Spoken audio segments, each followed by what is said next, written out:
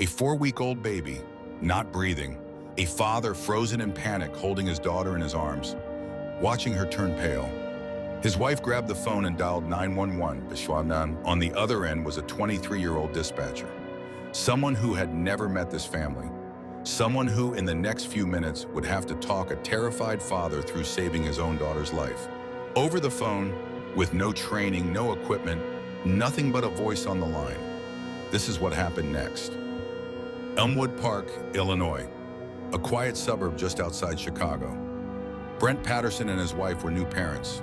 Their daughter, Amelia, was just 4 weeks old. Like most new parents, every small thing felt huge. Every cry, every cough, every strange noise from the crib. On this particular day, it was an ordinary moment. Brent was changing Amelia's diaper, a completely routine task that new parents do a dozen times a day. Except this time, something went wrong. Amelia suddenly went quiet, then pale, then she stopped breathing. For any parent, this is the single most terrifying moment imaginable, and it was about to be handled by someone who, just minutes earlier, had been having an ordinary day at a dispatch center.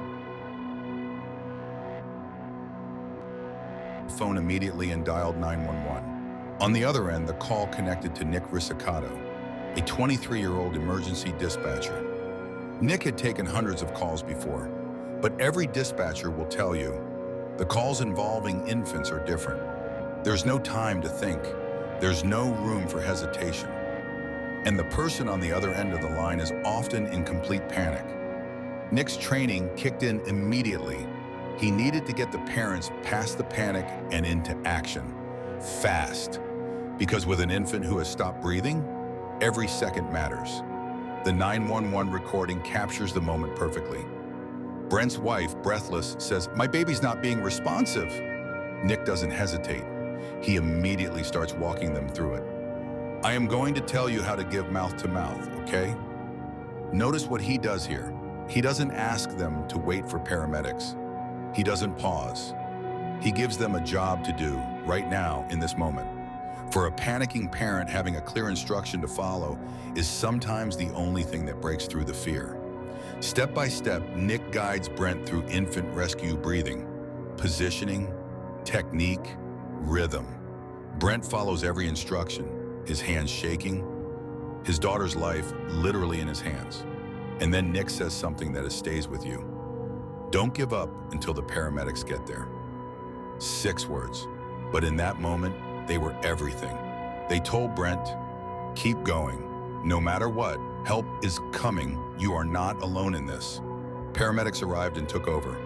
Amelia was rushed to the hospital. She survived.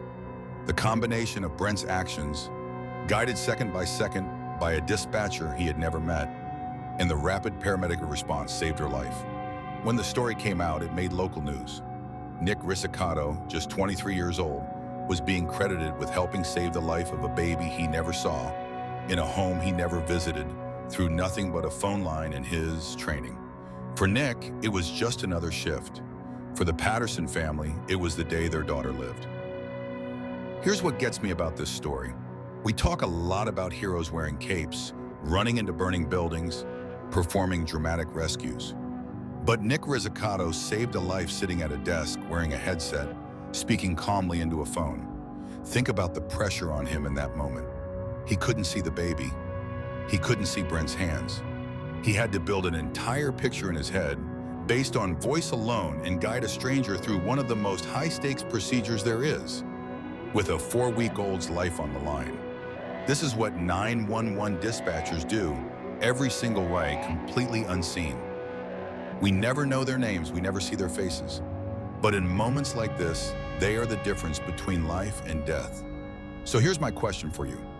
Have you or someone you know ever been on either side of a call like this? A dispatcher or someone who got life-saving instructions over the phone? I'd love to hear those stories in the comments. Amelia Patterson is alive today because a 23-year-old dispatcher named Nick Risicato knew exactly what to say in exactly the moment it mattered most.